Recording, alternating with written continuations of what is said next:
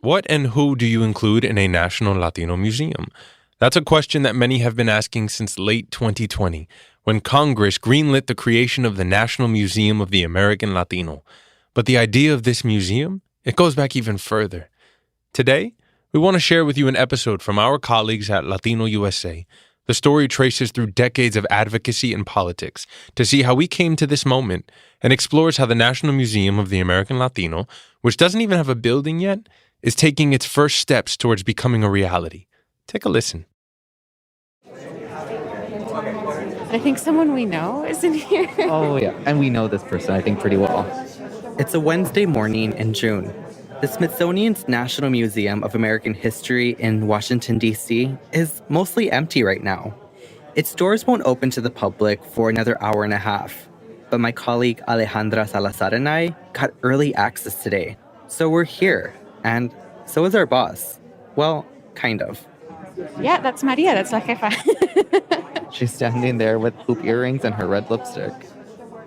Okay, so she isn't actually here, but she's on a screen in front of us, dressed in a black jumpsuit and heels, welcoming us to a groundbreaking new exhibition called Presente, a Latino history of the United States. And now I'm standing here with Ray, my colleague you just heard from, Reynaldo Laños Jr., and we're face-to-face with a life-size video of Maria Hinojosa. Hi, Maria. Hey, Maria. Maria is one of about a dozen Latinos and Latinas featured in this exhibition for their work in the Latino community. I'm the anchor and executive producer of Latino USA. She pops up on screens in the center of the gallery space, along with others. A nurse, an immigration activist, other journalists like her. It's kind of funny. We usually don't have Maria watching us while we're out working as producers for Latino USA. Presente is housed in the Molina Latino Family Gallery. It's in the Museum of American History, and it's the Smithsonian's first permanent space dedicated to the Latino experience in the United States. That alone is something remarkable. But we're here to cover the opening of this show mainly because it's a precursor of something big to come.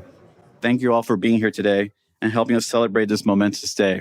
Today we celebrate this new gallery, and soon we will celebrate an entire museum dedicated to the rich and vibrant history of the American Latino. That's Jorge Samanillo. He's the inaugural director of the upcoming museum he's talking about, the Smithsonian's National Museum of the American Latino. And Presente is a major step towards that museum. Like our democracy, we're all part of this new museum. I hope you enjoy the exhibit. In due course, I look forward to seeing you all at the new National Museum of the American Latino. Thank you.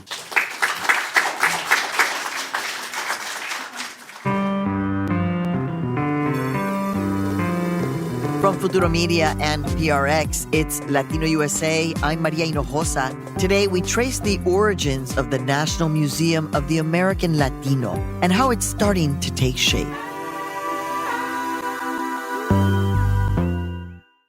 Museums are political spaces. They carry a big responsibility to decide which stories and artifacts to preserve across generations. Over time, they help define our social and cultural identities. The Smithsonian Institution is no exception. Home to some of our biggest national museums, the Smithsonian strives to capture the history and culture of the entire United States. But that's easier said than done. The institution has repeatedly failed to fulfill its mission in the past, especially when it comes to honoring and spotlighting Black, Brown, Asian, and Indigenous people. Now, nearly 2 centuries after the Smithsonian was founded, its roster is expanding to include the National Museum of the American Latino. Getting here was decades in the making. In 1994, the Smithsonian released a report called Willful Neglect, which found that Latinos and Latinas were left out in nearly every aspect of the Smithsonian's operation. The report made waves, and it sparked a campaign to create a national museum for Latinos and Latinas. After 2 decades, in late 2020, Congress finally approved the creation of the National Museum of the American Latino. The National Museum of the American Latino doesn't even have a building yet, and it's not expected to open to the public for at least another decade. But the museum is already making moves. A founding director, a board, and some core staff have been hired. And it's even debuted its first show. It's already creating a foundation that the rest of the institution will be built off of. And that calls for some scrutiny. Full disclosure, yes, I was interviewed and featured in the museum's latest show, Presente, because of my work as a Latina journalist, but I haven't been involved with the project in any other way, and neither has my team, and I haven't been involved in reporting out this story. So, with that said, how do you create a national Latino museum? Latino USA producers Alejandra Salazar and Reynaldo Leaños Jr. trace how years of advocacy led us to this moment, and they're going to explore how the museum takes its first steps towards becoming a reality. We walk into the Smithsonian's Museum of American History, and we're welcomed by the word presente. It's in all caps, cut out of a large black panel at the entrance of the Molina Gallery. Presente's mission is to showcase how Latino history is American history. That's a significant challenge, and the show's ambition becomes even clearer when we go inside, because the gallery isn't that big. It's basically one large room, a modest size for a gallery meant to tell centuries of Latinx narratives. Colorful artifacts hang on the wall. The first piece that greets us is this bright red dance outfit from New Mexico, used in ceremonies honoring Native people from the region. And this is like this really beautiful dress with fringe and feathers and beadwork. Behind it, there's there's a video playing of people who are, who are dancing and playing with some of their music as well. More items, over 200 of them, placed around the gallery, tell stories of migration, colonialism, political movements, and Latinx culture. There's a registration form from 1867 for enslaved persons in Puerto Rico, a 19th century printing press evoking the work of Latinx journalists and writers who documented historic moments like the Mexican-American War, tiny makeshift raft made of found materials like wood and styrofoam. Cuban refugees used it to make a 215-mile journey to the U.S. back in the 90s. An old skateboard and vintage punk music records, a backpack and sneakers worn by migrants, construction hats and graduation caps, protest signs and statuettes of Catholic saints. In other settings, these pieces might be dismissed as small, everyday items. Now, they sit under spotlights in a national gallery space, each offering a small gateway to another person's life.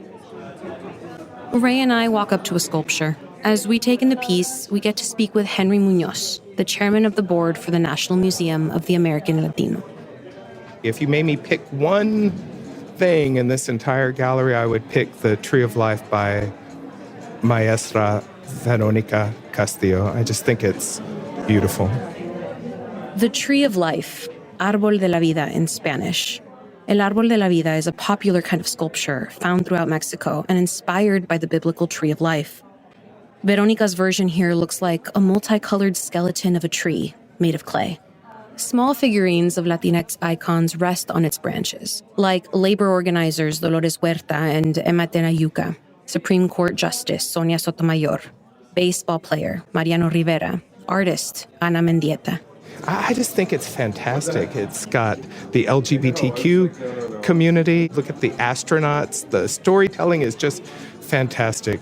Henry has been involved with public efforts to create a national Latinx museum for close to 30 years, basically since the Willful Neglect Report revealed the lack of Latinx representation within the Smithsonian. I'm one of those people who's been waiting 500 years for this to happen. Henry's frustration over the slow-moving process of making a new museum echoes across the Smithsonian's history.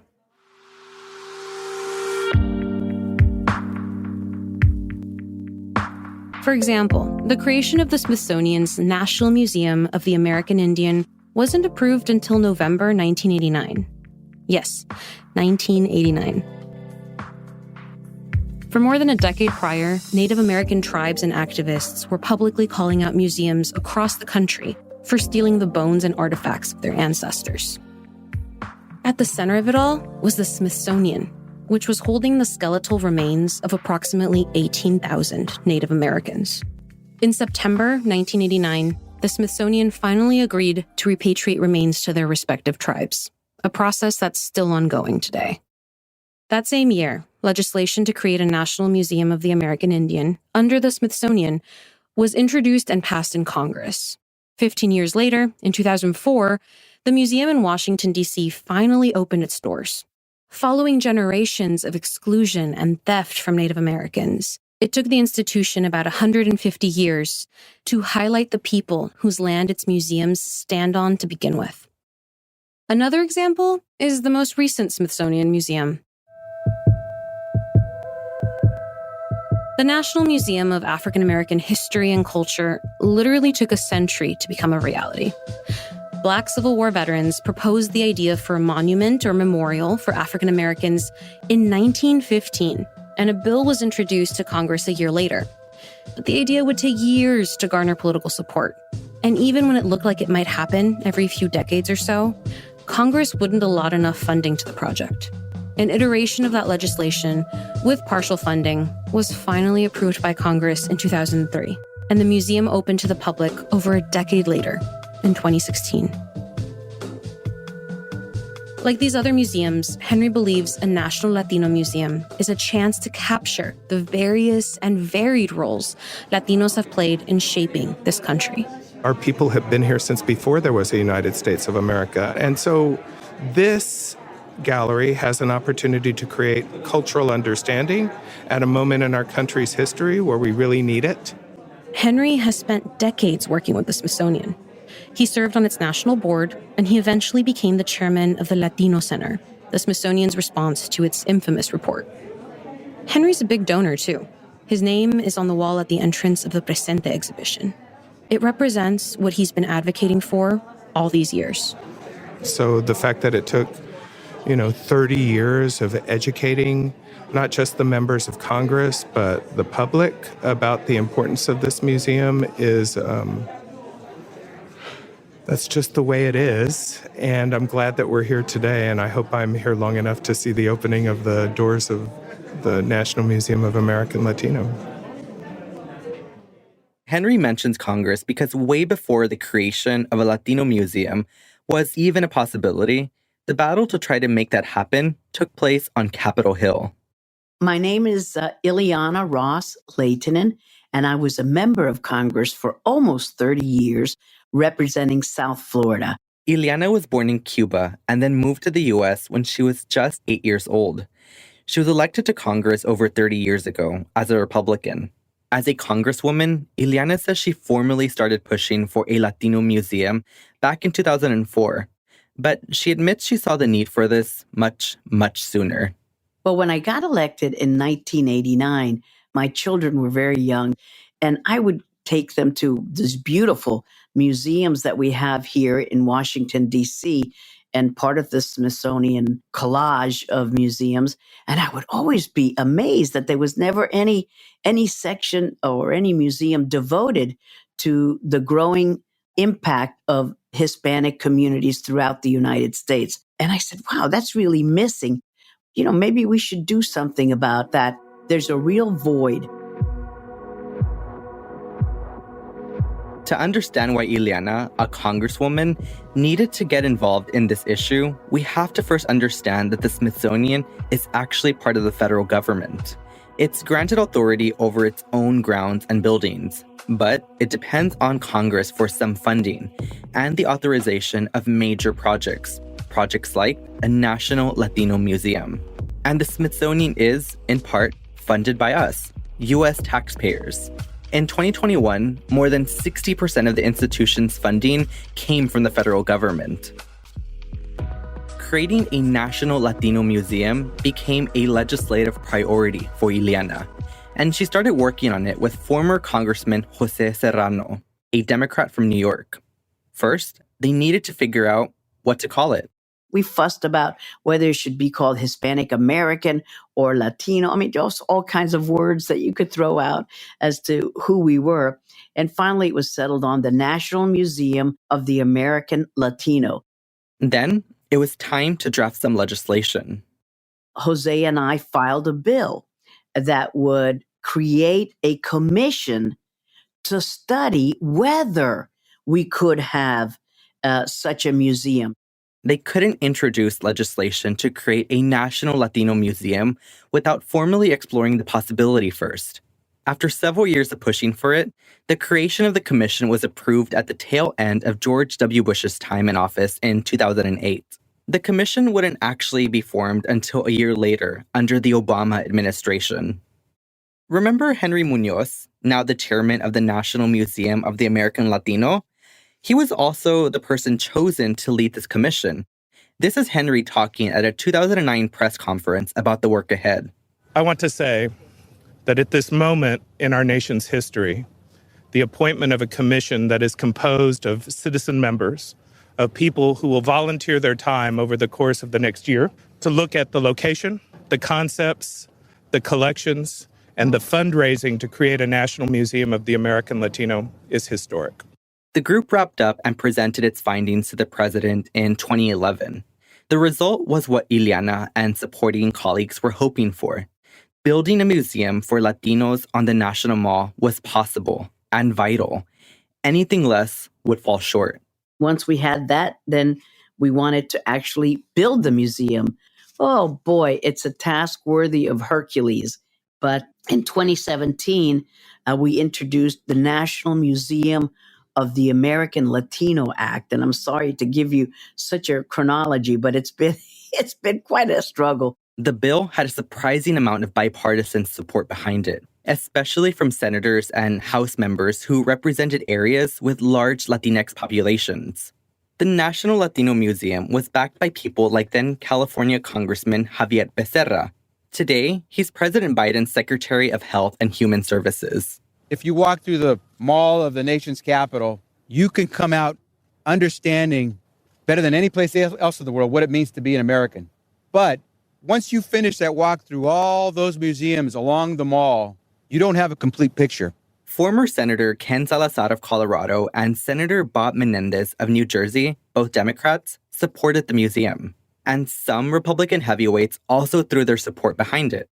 The late Senator Orrin Hatch from Utah was an early proponent, and Texas Senator John Cornyn helped introduce the final legislation that would make the museum official. But it wasn't all smooth sailing. There were many moments where we thought, oh my goodness, this is just never going to get off the ground. There were many arguments against creating a national Latino museum. Things like it was too expensive or too political. There were also objections to building on the National Mall.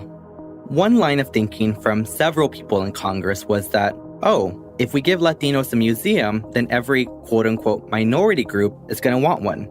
Another popular suggestion among those not in favor was, instead of a Latino museum, why not a national immigration museum? Wouldn't that be more inclusive of other communities? Here's Utah Senator Mike Lee, who at one point blocked legislation to create a national Latino museum. But the last thing we need is to further divide an already divided nation with an array of segregated, separate but equal museums for hyphenated identity groups. It was an ongoing tug of war, and the bill kept getting bogged down and kicked off the floor for many years. Then, December 2020 came along. We were in the midst of an unprecedented pandemic, and political tensions in the U.S. were reaching all-time highs. Congress was on the verge of passing COVID-19 relief legislation. So Ileana and her colleagues decided to attach their bill for a national Latino museum to this larger package. It was a tactical move. She says they knew the COVID legislation had to pass. And it finally did on December 27, 2020. The National Latino Museum was wrapped up in a nearly $900 billion COVID-19 relief package, like a Trojan horse. Ileana says the Trump administration took it in stride. I guess some people would think that it was ironic, but actually the Trump administration did not fight this bill at all. The president's signature greenlit the creation of the National Museum of the American Latino. It also approved its funding model. Half of the money would come from Congress, and half would need to be fundraised from private donors. It's the same funding model the National Museum of African American History and Culture used. The cost of the National Latino Museum is projected to be anywhere between $600 to $800 million, though that's subject to change. The museum is going to need some big funders, which often means big companies. Walmart, Microsoft, Wells Fargo, Bank of America, and Coca-Cola are among those that have already pledged some millions. Along with securing its funding, the museum also needs to find its home. The location is highly contested right now, either to be on the National Mall, across from the National Museum of African American History and Culture, or on a different site.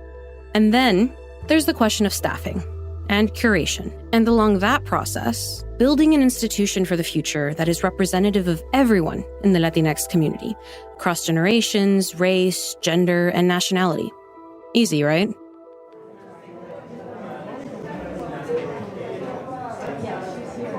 Presente started to give life to the National Museum of the American Latino. And as this space becomes more and more tangible, more real, people within the community are starting to ask, whose stories are going to be on its walls and floors? And who might be left out? Here's Henry Munoz, the chairman of the board for the Latino Museum, again. Well, as a queer brown chairman of the National Museum of the American Latino, I would say that museums have always, they're strongest when they're places of conversation. And those conversations are not always easy. And this is the beginning of this process. So I would say, come on in. Who gets to be part of the National Museum of the American Latino? Both behind the scenes and on display, that question hangs in the balance as this institution begins to take shape. Stay with us, no te vayas.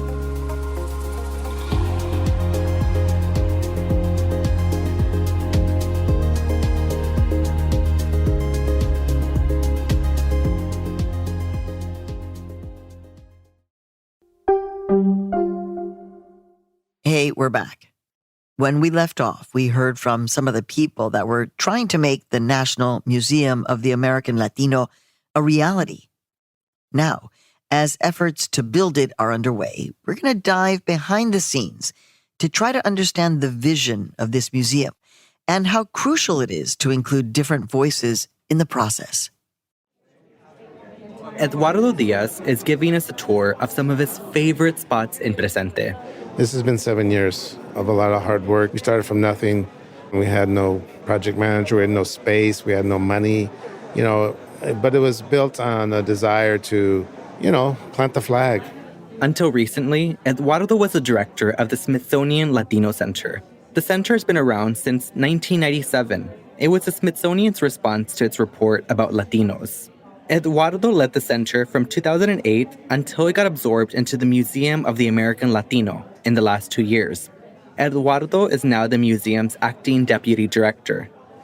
And I love very much that we're able to tell stories that people don't know about. Stories like Sotero Figueroa's. Sotero Figueroa, he's an Afro-Puerto Rican guy. And of course, we know that Afro-Puerto Ricans didn't have the same access, generally speaking, to resources, including quality education on the island. So one of the things that made Sotero Figueroa so literate, so committed, was he was a typesetter. So that's the way he learned. It enhanced his literacy. Sotero later moved to New York, where he founded Imprenta America. It was a print shop in Lower Manhattan that produced the Cuban Revolutionary Party's newspaper. He also contributed to other local Spanish-language publications. The hidden histories continue, now on the West Coast. You see Toy Purina, the San Gabriel over here. She was a freedom fighter from the San Gabriel mission, Tongva woman, who was resisting the Spanish imposition of the mission systems, which were essentially, it was enslavement, is basically what it was. But we don't know about Toy Purina, right? And there's so many other characters. So who was Estebanico, right? The first African person to come onto the American continent, right? He was a slave, a Berber Muslim, And then there's Pope, led the Pueblo Revolt of 1680 that booted the Spaniards out of what is now Santa Fe. Eduardo says that a sculpture of Pueblo revolutionary leader Pope will be the museum's first acquisition in honor of Latinos' indigenous roots. The black and gray piece was made in 2018 by Pueblo artist Virgil Ortiz. Along with Eduardo's personal tour, we noticed some more things in the show. There were artifacts and stories about U.S. expansionism and the Puerto Rican independence movement. A few steps ahead, there were displays about Cuban immigration and the history of Texas and Mexico. There were still some things missing. Latinos hail from more than 30 different countries, and not all of them and their histories were visible. There also weren't a lot of prominent stories about children, Asian Latinos, and the LGBTQ community out front and center. Eduardo acknowledges they had to make some tough calls. For example, Brazilians are not reflected here. And, the Brazilian community is a tricky one because, they're from a Portuguese-speaking country. And this is not a Hispanic, gallery. This is not a Hispanic museum. It's American Latino. And as far as I'm concerned, they're part of our community. And so I think as they grow as a community, we need to be more responsive to that demographic.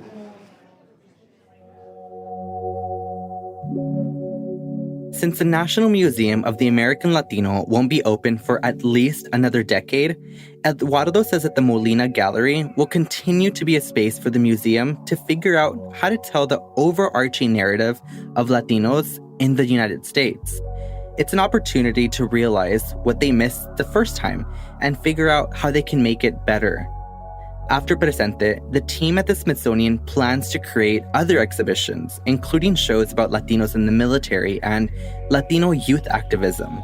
But for now, one takeaway from this show, for everyone, is that there's still a lot of work ahead.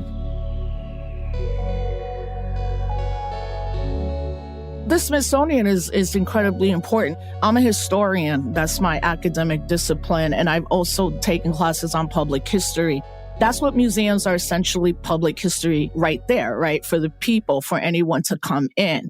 This is Rosa Clemente. She's a scholar, organizer, and independent journalist whose work centers on Afro-Black Latinx communities and identity. Back in 2008, she also ran for vice president on the Green Party ticket. For years now, she's been following the ongoing process to create a national museum for Latinos. And she's already feeling skeptical about the direction of the space.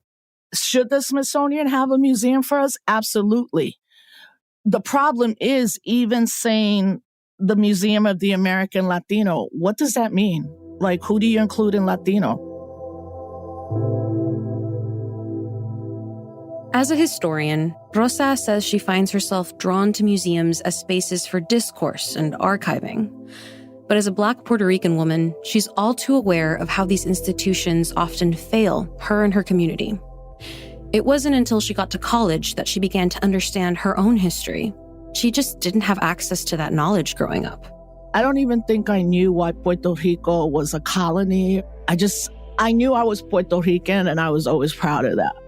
Rosa began to look for spaces that were intentionally built for her and her Afro-Black communities, which is very different from institutions that simply just make room. She says you can always tell the difference. I love going to museums. Part of me, when I walk into them, I look at what's on the wall and then I go, who's not here? And that's how I feel this museum is going to be. It's going to open one day and 15 million of us are going to walk in and be like, where are we? That's why she felt she had to call out the Smithsonian. Earlier this year, Rosa wrote an op-ed for the news site Latino Rebels, which, like this show, is a Futuro Media property. Her piece was titled Afro-Black Latinx People, the Missing Pieces of National Museum of the American Latino. Rosa was concerned that the stewards of this new museum were excluding Afro-Black Latino, Latina, and Latinx history and input in this space. She drew that conclusion after learning that a lot of folks who were publicly advocating for the museum did not identify as Black or Afro-Latinx themselves. There's 65 million Latinx people, potentially. Now imagine if 1 out of every 4 of us identified as Black. That's 15 million of us. They fundamentally know they can't move forward without us They want us without us having any politic or power in these discussions and the work itself. Shortly after Rosa's op-ed was published, the National Museum of the American Latino reached out to Latino rebels and to Rosa to respond and to add a clarification. They said that she specifically called out the board of an unaffiliated advocacy group called Friends of the National Museum of the American Latino. The advocacy group told Latino USA that they agree that inclusivity needs to be a priority, 100%. And they're working on opening their lines of communication to see how they can improve in that area. But they also said the question of inclusion and diversity will ultimately be the responsibility of the Smithsonian. For her part, whether it's an outside advocacy group or the real deal, Rosa stands by her bigger picture critique. Why do you need to differentiate? If you are all working towards creating this museum and making sure it's on the mall in DC, you're cherry picking right now to try to break down my argument as opposed to dealing with the issue at hand.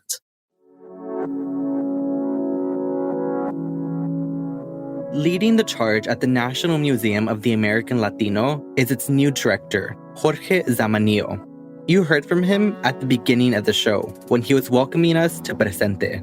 Before this, Jorge spent more than 20 years at the History Miami Museum, most recently as its executive director and CEO. Now, he's the director of a museum that doesn't even physically exist yet. So, if you can imagine, his responsibilities are already pretty substantial. You have to raise hundreds of millions of dollars. You have to, travel across the United States, collecting stories and artifacts and objects, along with your team, of course. You need to consider all those things. We interviewed him a few weeks before he officially became executive director of the Museum of the American Latino. That was back in May. We asked him about his plans to address the wide range and scope of the Latinx community in the museum, including matters of race, nationality, and gender.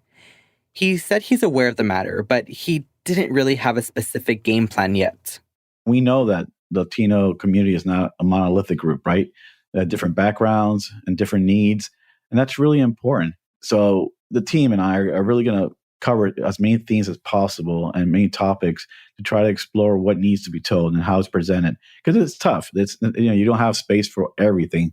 Jorge also said that he's working with staff from the former Latino Center who have now joined the museum. For years, they've developed content and worked with Smithsonian museums on exhibitions. And Jorge says that a lot of the foundational work has already been underway thanks to them. To build off that work, Jorge talked about creating a widely accessible institution. That's a big priority for him. I want our presence to be throughout the United States and Latino communities. So that's going to be a new way we develop a museum, where we take it out into communities across the United States, maybe as satellite exhibits, maybe as travelers, and ways to engage different communities, especially those that cannot make the trip to DC. How are they going to experience this? And how are they going to share their story? So that's what we need to figure out over the next few years. We also asked Jorge about his vision for the museum in the long term.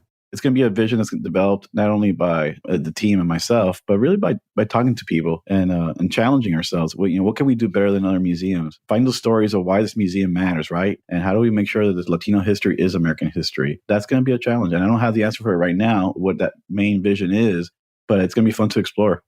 The museum is currently a work in progress. But overall, it seems that there are still way more questions than answers about the future of this space.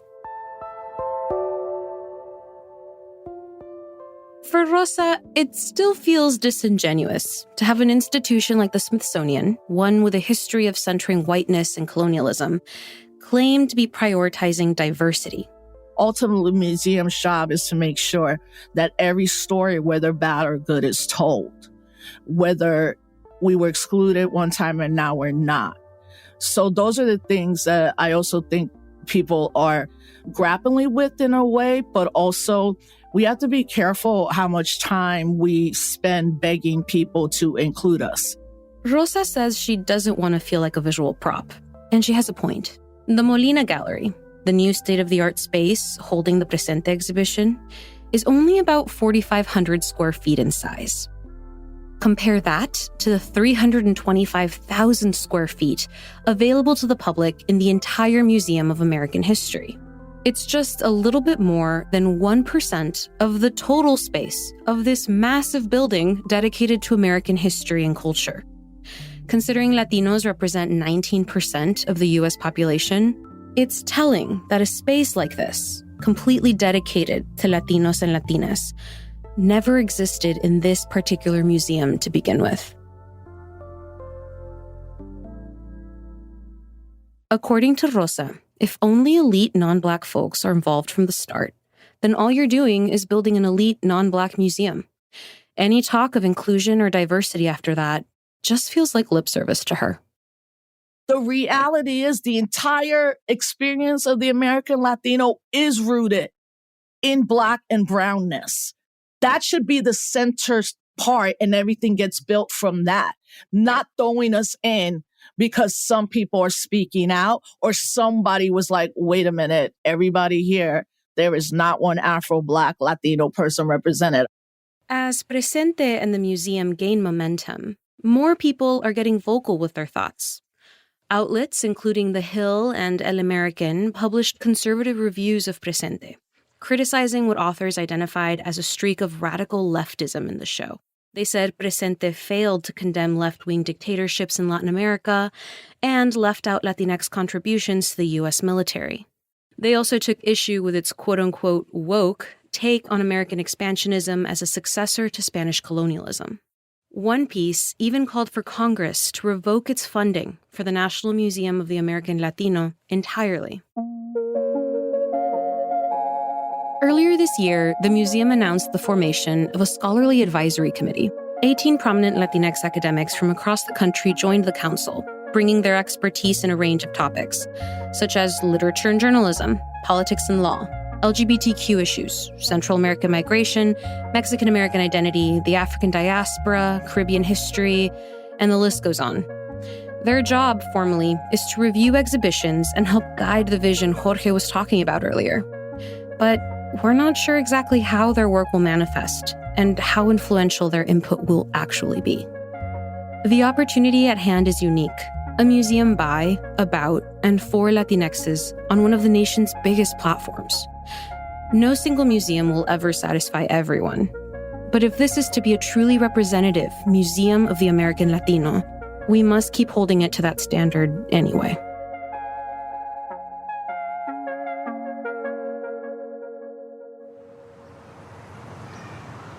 The National Mall in DC is bustling today.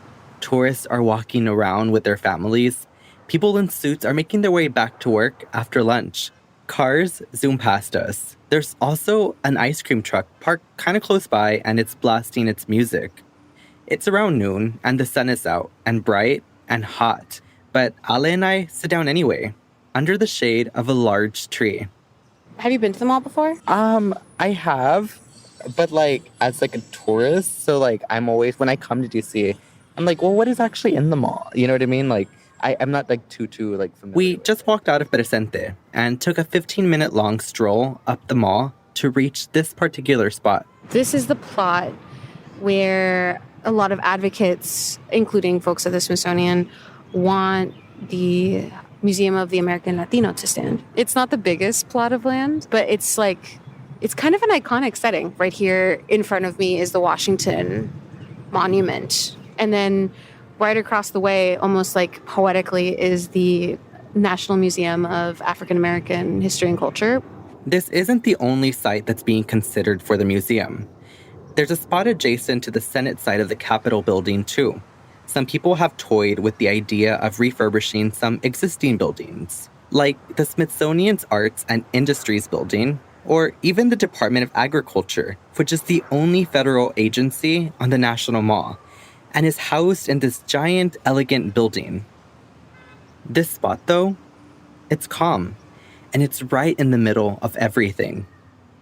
If it was to happen here, I feel a lot of the people that we've spoken with would almost feel mission accomplished, to really have it here in the center at the National Mall, accessible for everyone. There's right now, there's a little trail. There's a lot of old trees all around. And it's very peaceful and kind of lovely the way it is. But this is kind of the spot that could maybe have new life in the future. As Ale and I sit here, taking it in, we feel all the potential this place holds. If the Latino Museum is built here, it could represent the national scale recognition Latinxes have deserved and demanded of the Smithsonian. We're also left with so many questions that can only be answered with time. Yes, it's going to take a decade to bring this space to life, and we will continue to hold the Smithsonian accountable to creating a museum that is honest and thoroughly inclusive of the Latinx community. But this is also a massive institution with a history of exclusion, and after decades of willful neglect, some skepticism is warranted. Can we trust that they'll get this right?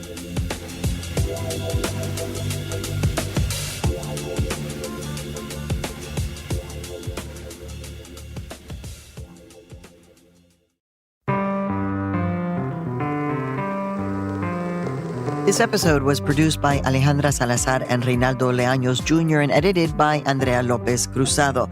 It was mixed by Andy Bosnick. Fact-checking for this episode by Elisa Baena.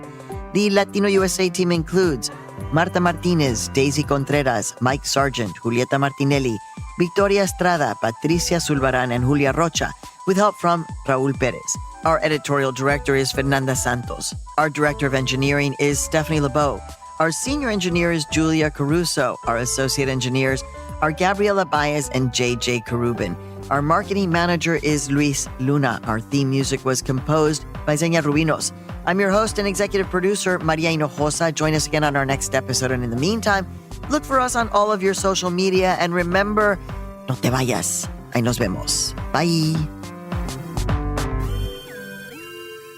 Latino USA is made possible in part by the John D. and Catherine T. MacArthur Foundation, California Endowment, building a strong state by improving the health of all Californians, and funding for Latino USA's coverage of a culture of health is made possible in part by a grant from the Robert Wood Johnson Foundation. Oh, thank you guys are so wonderful. And let me tell you, I thought it was silly when you first said to put this microphone. I thought, it's just going to be the same kind of, but I have never used this system before. Wow. And the sound system that I hear in my ear, it makes such a difference. So thank you for fussing over this and making sure that we would have this kind of setup. It is great. And now I'm gonna run to my 3:00 appointment. That's it for now. Make sure to check out the National Museum of the American Latino in DC. And yes, if you look close enough, you'll find the Brown Enough book. Remember to subscribe to Latino USA, which, by the way, is turning 30 this year, wherever you get your podcast.